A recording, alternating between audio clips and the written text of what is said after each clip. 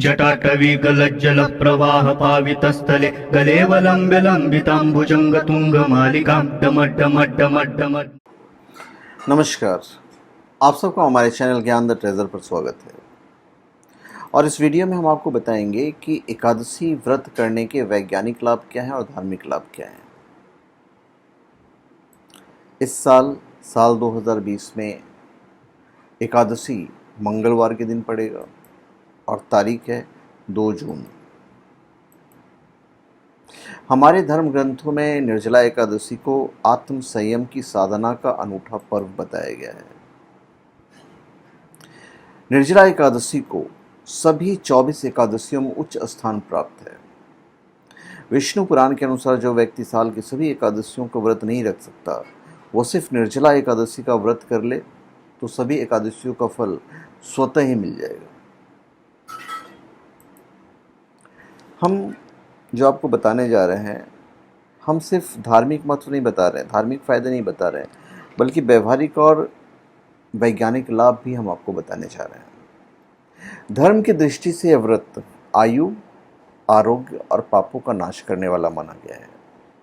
वहीं इसके व्यवहारिक पक्ष पर विचार करें तो ये पाते हैं कि व्रत वास्तव में पानी की अहमियत को बताता है। जल पंच तत्वों में एक माना गया है और चूंकि अक्सर इंसान किसी विषय या वस्तु का महत्व उसके शरीर और मन में होने वाले अनुभव के आधार पर ही समझता है, यही कारण है कि इस व्रत का विधान जल का महत्व बताने के लिए धर्म के माध्यम से परंपराओं में शामिल किया गया है। यही कारण है। वैज्ञानिक लाभ है।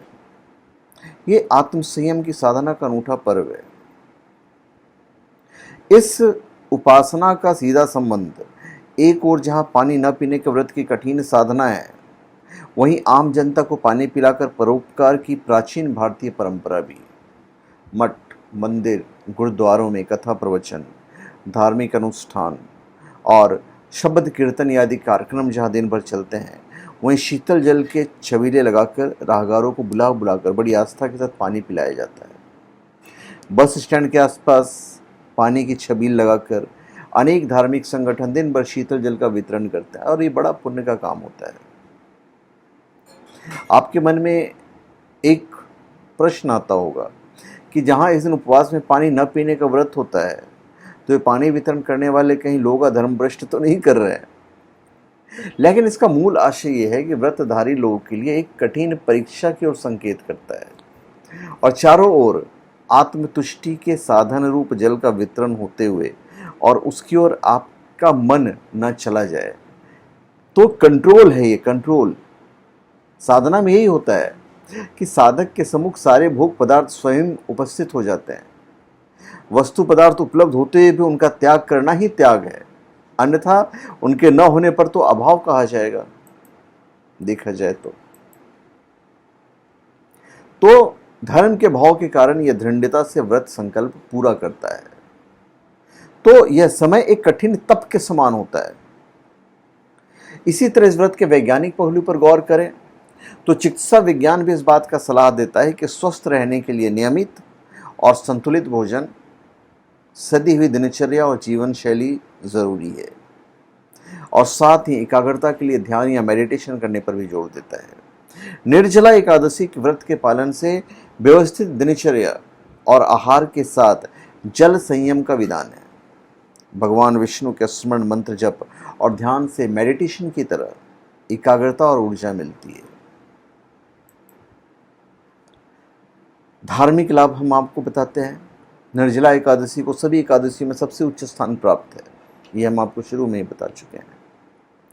निर्जला एकादशी के व्रत करने वाले साधक के पास कभी भी धन और धान्य की कमी नहीं होती है। निर्जला एकादशी के दिन जो भी व्यक्ति गंगा नदी में स्नान करता है, उसे उसके समस्त पापों से छुटकारा मिल जाता है। और इतना ही नहीं, अगर उसे किसी तरह का रोग है तो इस दिन स्नान करने से वो रोग भी ठीक हो जाता है।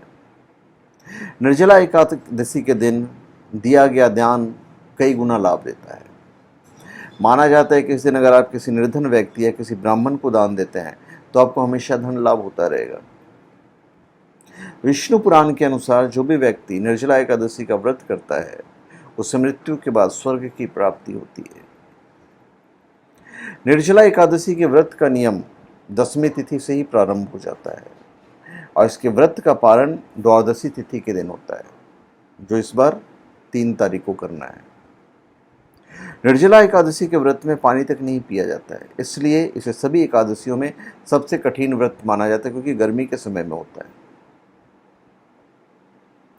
निर्जला एकादशी के व्रत से ग्रहों के दोष दूर हो जाते हैं और चंद्रमा को बल मिलता है।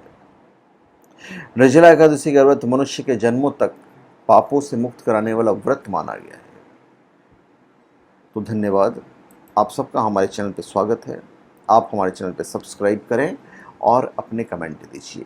धन्यवाद। और हम चाहेंगे कि आप हमारे वीडियोस को शेयर कर दीजिए ताकि और लोगों तक भी पहुँचे। धन्यवाद।